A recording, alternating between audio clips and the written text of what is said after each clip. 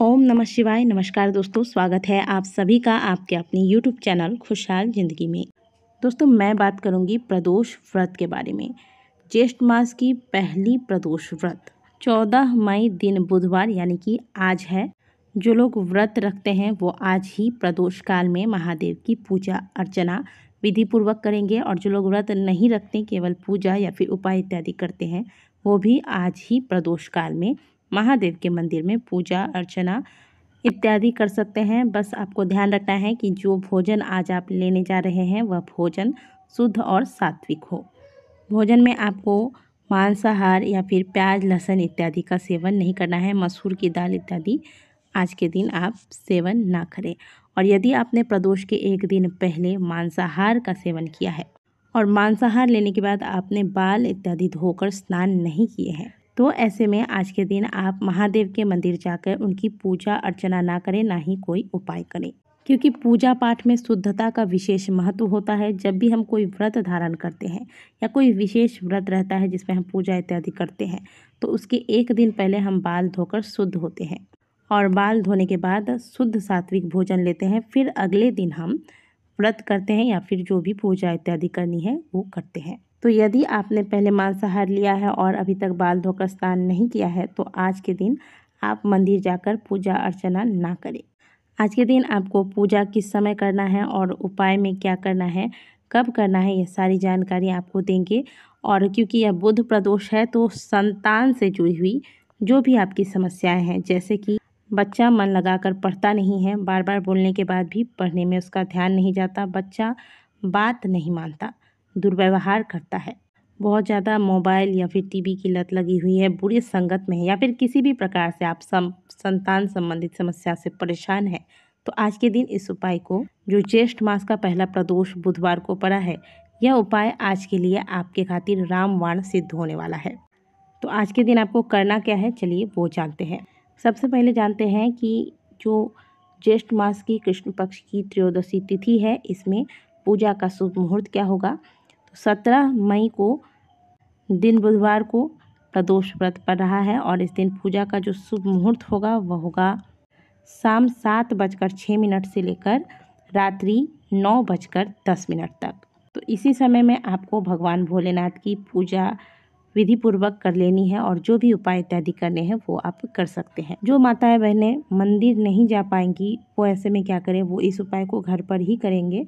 लेकिन जैसे कि हमने पहले भी कई वीडियोस में आपको बताया कि कोई भी विशेष उपाय अगर विशेष कामना के साथ आप करते हैं, तो महादेव के मंदिर में ही जाकर इसे करें। और क्योंकि प्रदोष का दिन है, शिव महापुराण में वर्णित है कि प्रदोष के दिन प्रदोष काल में महादेव के शिवलिंग के दर्शन मात्र से व्यक्ति के भाग्योदय होते हैं। तो इसलिए आप कोशिश पहले यही रखें कि महादेव के मंदिर जाकर ही इस उपाय को किया जाए।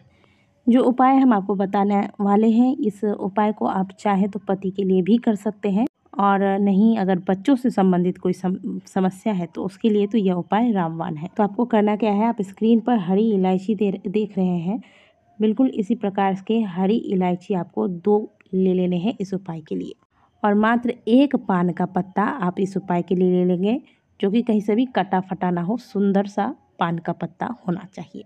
और फिर आप महादेव के मंदिर में प्रदोष काल में जाइए, बहुत अच्छी तरीके से महादेव का पूजन कीजिए। पहले जलाभिषेक कीजिए, फिर पंचामृत अभिषेक कीजिए, फिर शुद्ध जल से अभिषेक कीजिए। महादेव को अक्षत, पुष्प, भस्म इत्यादि से श्रृंगार कीजिए। बेलपत्र, पुष्प, नैवेद्य इत्यादि जो भी चीज़ें आपको महादेव को अर्पित करनी है, सब सुंदर तरीके से आप पूजा कर लीजिए। पहले बहुत सुंदर तरीके से जैसे आप कर सकते हैं, आप महादेव की पूजा कर लें। इसके बाद आपको अंत में क्या करना है, जो आप पान का पत्ता लेकर गए हैं अपने साथ और 2 हरी इलायची ले गए हैं, इसे ले लेना है। पान के ऊपर 2 हरी इलायची रखकर अपने हाथ में लें और महादेव से आपको प्रार्थना करनी है। आपको क्या करना है, थोड़ी देर श्री शिवाय नमस्तुभ्यम का ध्यान करना है, या फिर ओम नमः शिवाय का ध्यान कर लेना है।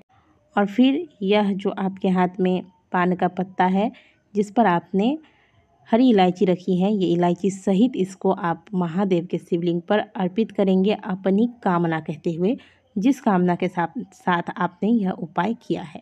बच्चा आपका कहना नहीं मानता, या पढ़ाई में मन नहीं लगता, या फिर आप उसके व्यवहार से, उसकी वाणी से परेशान हैं, बहुत ज़्यादा कड़वा बोलता है बच्चा, या फिर पढ़ाई में मन नहीं लगता, हमेशा व्यर्थ की चीज़ों में समय बिताता है, जो भी आपकी समस्या है संतान से संबंधित, वो संतान से संबंधित समस्या आप महादेव से कहकर उसके निवारण के लिए प्रार्थना करिए।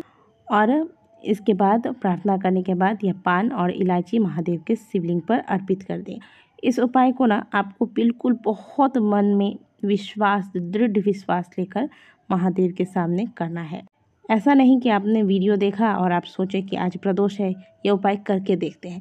करके देखते हैं वाला जब आपके मन में विचार आ जाएगा, तो फिर ऐसे में आपकी आस्था में कहीं ना कहीं कमी रहेगी। इसीलिए बिल्कुल पूर्ण विश्वास के साथ महादेव के शरणागत होकर फिर इस उपाय को कीजिए। मन में ये विश्वास रखिए कि महादेव मेरी मनोकामना को पूर्ण करेंगे, मेरी समस्याओं का समाधान करेंगे। कहा गया है कि प्रदोष के दिन, प्रदोष काल में महादेव के हर एक शिवलिंग में महादेव का साक्षात रूप से वास होता है। तो ऐसे में जब आप करुण पुकार के साथ महादेव की विधि पूर्वक पूजा अर्चना करने के बाद प्रार्थना करेंगे, तो महादेव को आपकी समस्याओं का समाधान देने के लिए आना ही पड़ेगा। देखिए, किसी भी माँ के लिए इससे ज़्यादा परेशानी की बात हो ही नहीं सकती कि बच्चा कहना नहीं मानता, बच्चा दुर्व्यवहार करता है। तो इन सभी परेशानियों से निजात पाने के लिए इस उपाय को महादेव के समक्ष प्रदोष के दिन, प्रदोष काल में अवश्य कीजिएगा। जिस प्रकार से आप अपने आस पड़ोस के लोगों से, अपने दोस्तों से, अपनी माँ से अपनी परेशानियाँ व्यक्त करते हैं, अपने मन की बात कहते हैं, बिल्कुल उसी प्रकार से महादेव के समक्ष अपनी परेशानियों को रखना है। और इस उपाय को आपने जैसे आज के दिन से आरंभ किया, यानी कि बुध प्रदोष से आरंभ किया, तो लगातार 41 दिन तक महादेव के मंदिर में प्रदोष काल में जाकर इसी विधि से इस उपाय को करना आरंभ कीजिए। आप देखेंगे कि आपकी जो भी संतान संबंधित समस्याएं हैं, धीरे धीरे महादेव की कृपा से समाप्त होंगी। और हमेशा ध्यान रखिएगा कि जब भी आप महादेव के मंदिर जाते हैं, पूजा अर्चना करते हैं, तो अपने बच्चे को भी साथ में ले जाएं और उनके हाथों से भी महादेव के शिवलिंग पर जल अर्पित करवाएं, पुष्प चढ़वाएं। और जब 41 दिन पूरा हो जाए, तो इसके बाद आप अपने बच्चे के हाथ से शिव मंदिर में कुछ न कुछ चीज़ों का दान अवश्य करवाएं। दान में आप अनाज का दान करवा सकते हैं, फलों का दान करवा सकते हैं, वस्त्र का दान करवा सकते हैं।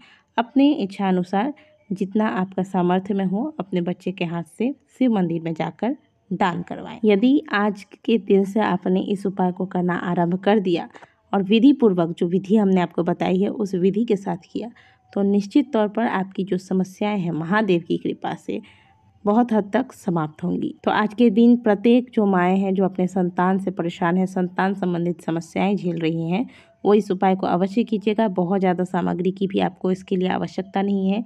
1 पान का पत्ता, 2 हरी इलायची ले लेनी है और इस उपाय को प्रदोष के दिन, प्रदोष काल में करना आरंभ कर दीजिए। यदि वीडियो अच्छी लगी हो तो वीडियो को लाइक जरूर कीजिएगा। कमेंट बॉक्स में हर हर महादेव अवश्य लिखिएगा। मिलते हैं आपसे अगली वीडियो में, तब तक के लिए ओम नमः शिवाय, हर हर महादेव।